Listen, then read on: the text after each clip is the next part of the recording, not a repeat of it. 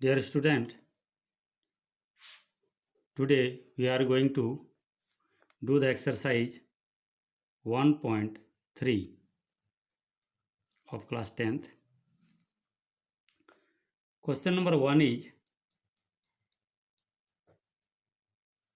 to prove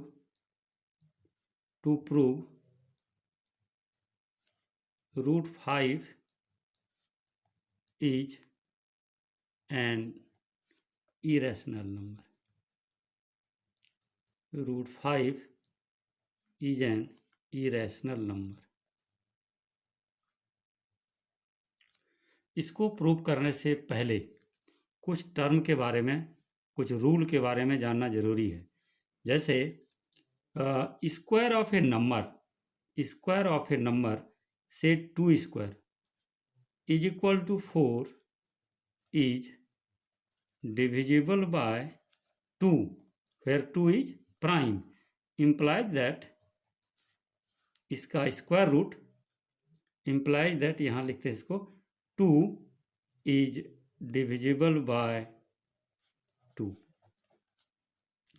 Another number 3 square is equal to 9 is divisible by 3, implies that 3 is divisible by 3. 6 square is equal to 36 is divisible by 2, 3, 6 और बहुत सारा number है. Implies that 6 is divisible by 2 and 3. क्या मतलब हुआ कि if square of a number is divisible by a prime, 2 is prime. केवल हम प्राइम की बात कर रहे हैं यहाँ. 3 is prime, 2, 3 are prime. यहाँ 36 किससे किससे डिविजिबल है? 2 से, 3 से, 6 से, 9 से, 12 से, 18 से, इस तरह से डिविजिबल है. लेकिन हम यहाँ क्या ले रहे हैं? केवल prime number. If square of a number is divisible by a prime then its square root. जैसे 6 स्क्वायर का वैल्यू 36 डिविजिबल बाय 2 and 3. इसका मतलब क्या होगा? 6 इसका square root of 6 is divisible by 2 and 3, where 2 and 3 कहाँ से है? प्राइम नंबर से. तो इससे हम क्या कंक्लूजन निकाल सकते हैं कि therefore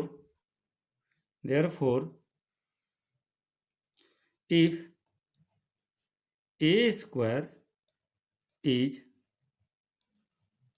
divisible by p is prime, implies that a is divisible by p, where p is prime. एक इम्पॉर्टेंट थ्योरम है ये.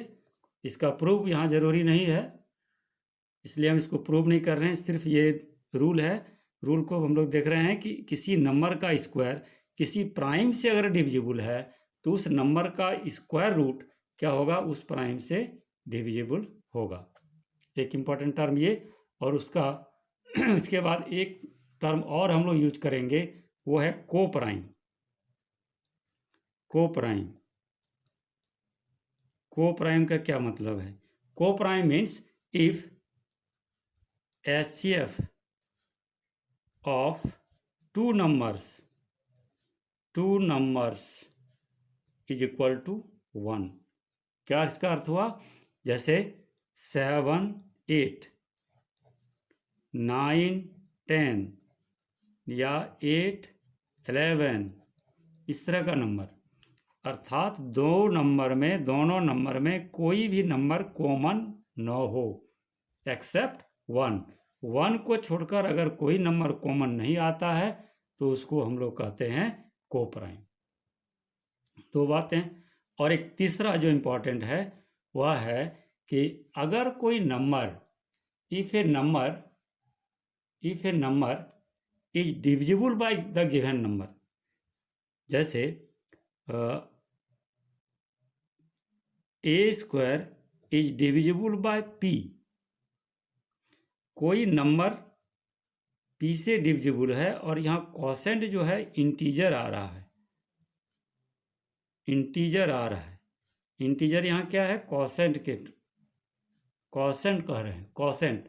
जैसे 10 डिवाइडेड बाय 5, 10 को 5 से डिवाइड कर रहे हैं, क्या आ रहा है हम लोगों का, 2 इंटीजर आ रहा है, यानी कोसेंट कितना आ रहा है, 2।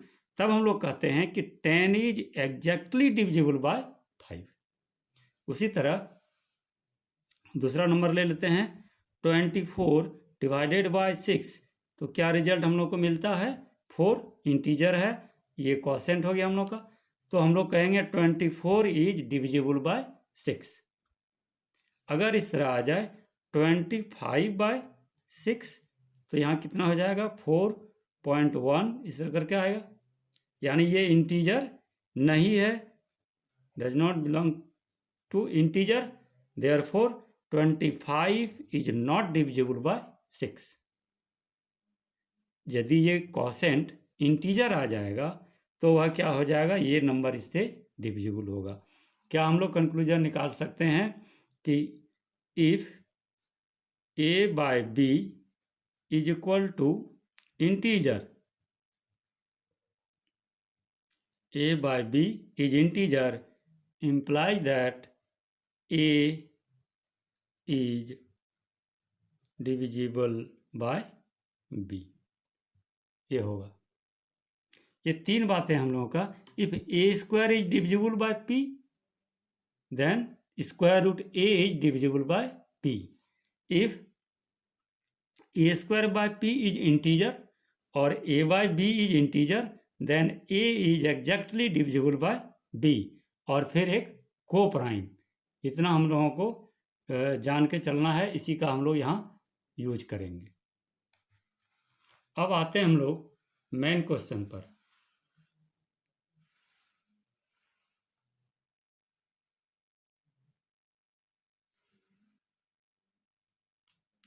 मेन क्वेश्चन है √5 is an irrational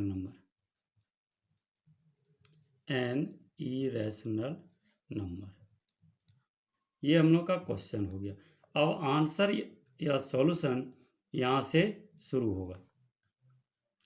if possible, या let us assume √5, let √5 is a rational number, let √5 is a rational number। यहाँ कह रहा है कि इरेशनल प्रूव करने के लिए हम लोग इसको कंट्राडिक्टरी मान रहे हैं कि ये इरेशनल नंबर नहीं, रैशनल नंबर है। तो if √5 is considered as a rational number, then from definition √5 is equal to p by q के फॉर्म में होगा, जहाँ q का मान क्या होगा, 0 नहीं होगा, q is not 0 and pq are integer and coprime से हम लोग वाकिफ हैं। Coprime means p and q have no common factor other than 1। Clear? Let us suppose √5 is a rational number, therefore it can be expressed in the form of p by q, where q should not be 0 and pq कहाँ से है, integer से है और को prime है, ये condition है। Now squaring both sides, √5 square is equal to p by q whole square, √5 square that is 5 p square by q square. 5 को हम लोग 5 बाय 1 लिखते हैं, p square into 1 is equal to 5, Q square, और dividing 5 both sides, P square by 5 is equal to Q square. अब यहाँ आते हैं उस टर्म पर, p is integer, therefore square of an integer is integer divided by 5। किसी integer को अगर 5 से डिवाइड कर रहे हैं तो यहाँ क्या आ रहा है हम लोग का, इंटीजर आ रहा है, या उसी फॉर्म में आ गया a by b is equal to integer. तो हम लोग क्या लिखते हैं कि a is divisible by b। तो यहाँ इससे हम लोग क्या लिख सकते हैं, therefore p square is divisible bye 5। p is divisible by 5, therefore p is also divisible by 5. p square is divisible by 5, 5 is prime, square of a number is divisible by a prime, then square root of that number, that is p square का square root क्या हो जाएगा, p is divisible by 5, imply that p is in the form of 5m। 5 से divisible है तो 5 से divisible number क्या होगा, 5 होगा, 10 होगा, 15 होगा, 20 होगा, 25 होगा, इस तरह का, यानी 5 into some natural number, where m is natural number, where m is natural number. इसको, इस इक्वेशन को हम लोग कह देते हैं a, equation number capital A मान लेते हैं। Now put the value of p in equation 1, from equation 1,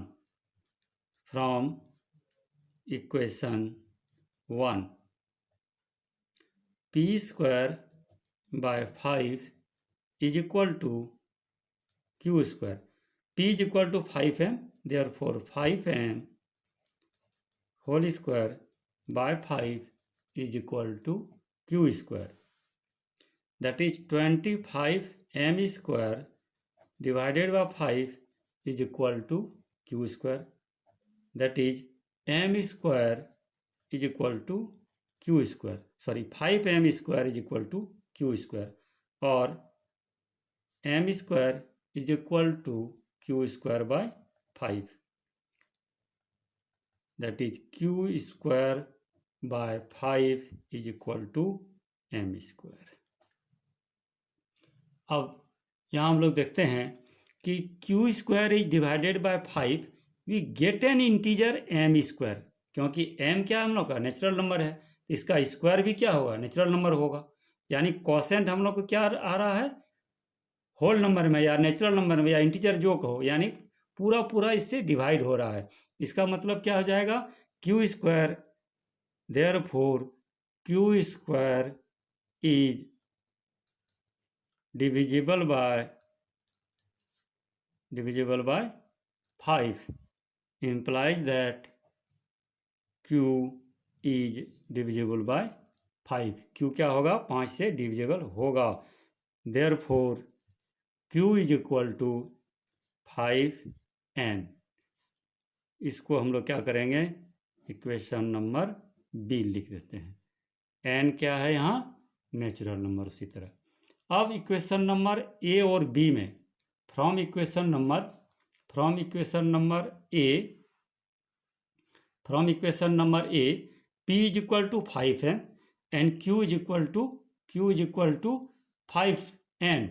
तो p और q हम लोग क्या माने थे, को प्राइम, लेकिन p और q में क्या आ रहा हम लोग का, 5 एज कॉमन फैक्टर। तो हम लोग इसको इस तरह लिखते हैं, from equation A and B, from A and B, P and Q have 5 as common factor।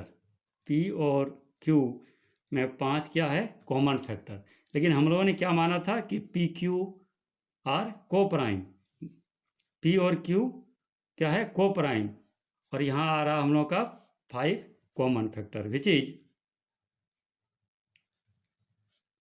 Is against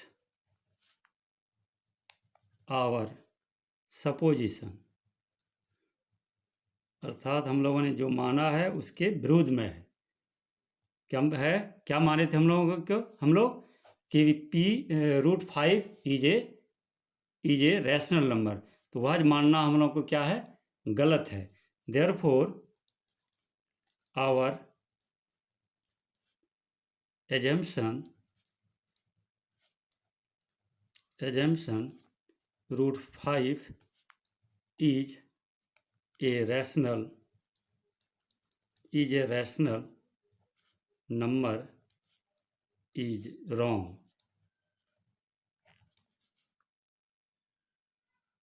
तो हम लोग क्या लिख सकते हैं, therefore implies that √5 is not a rational number। √5 is not a rational number, hence result। इस तरह हम लोग प्रूव कर सकते हैं।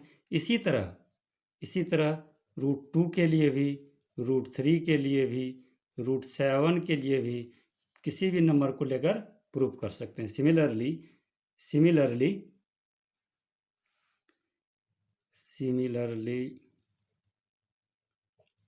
√2, √3, √7 can be proved irrational number।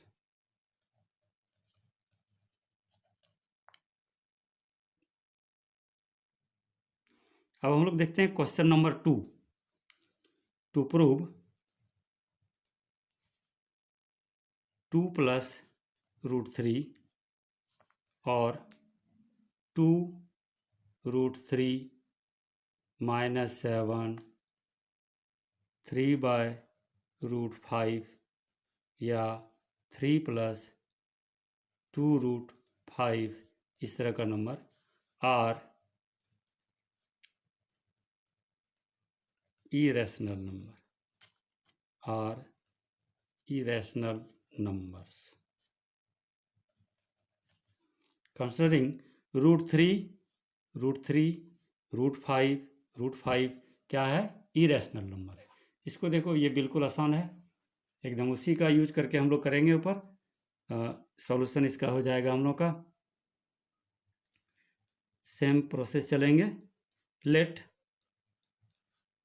2 + √3 और 2 √3 - 7 या जो भी है इतना, 2 + √3 is not a 2 + √3 is a rational number,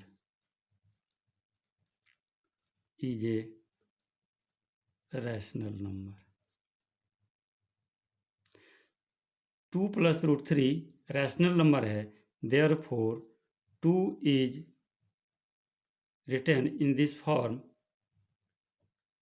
p/q।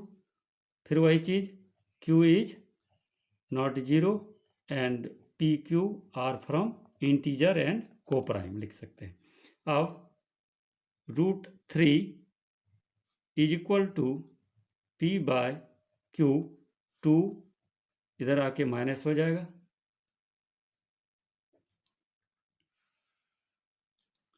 Is equal to 2 is 2/1 p - 2q on simplifying q √3।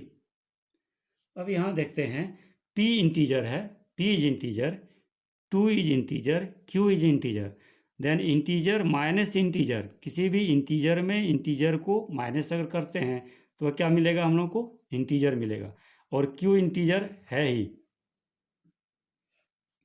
तो इंटीजर बाय इंटीजर यानी p/q के फॉर्म में क्या हो जाएगा, ये rational number. Since p and 2q are integer, therefore p - 2q is an integer. किसी भी इंटीजर में इंटीजर को माइनस करेंगे तो वह क्या मिलेगा? इंटीजर होगा। अब p minus 2q is integer and q is integer, तो रेशनल नंबर का डिफिनेशन हम लोग का है कि इंटीजर डिवाइडेड बाय इंटीजर। जैसे 3/5, 4/7, 10/7, 10/3, ये सब क्या है? Integer by integer. -2/4, -3/5, ये सब क्या है? रैशनल नंबर है। यानी integer divided bye integer is rational number. That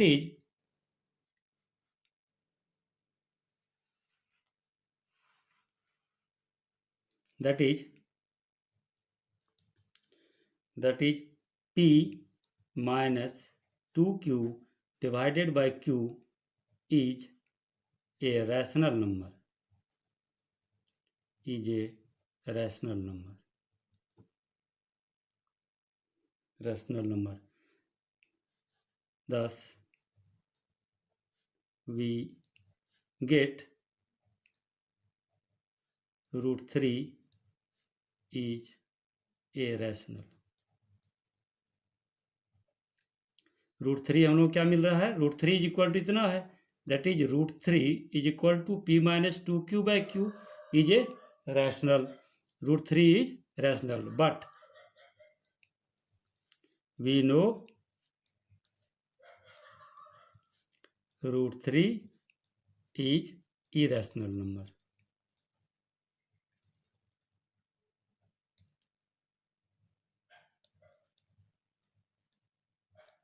Which is contradictory.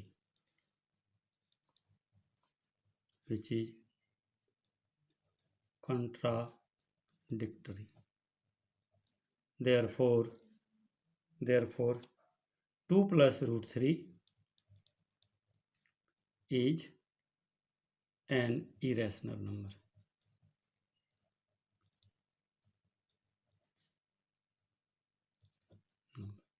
Similarly, others can be proved. एक और क्वेश्चन हम ले लेते हैं, 3/√5। उसी तरह इसको मान लेते हैं कि ये रैशनल नंबर है। Then since 3/√5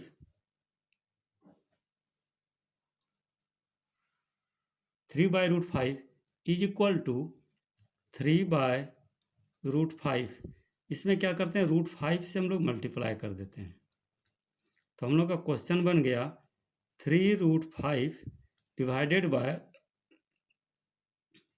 5। अब क्वेश्चन इसके बदले में हम लोग का ये हो गया। फिर उसी तरह करेंगे कि लेट इतना is a, let 3√5 by 5 is a rational.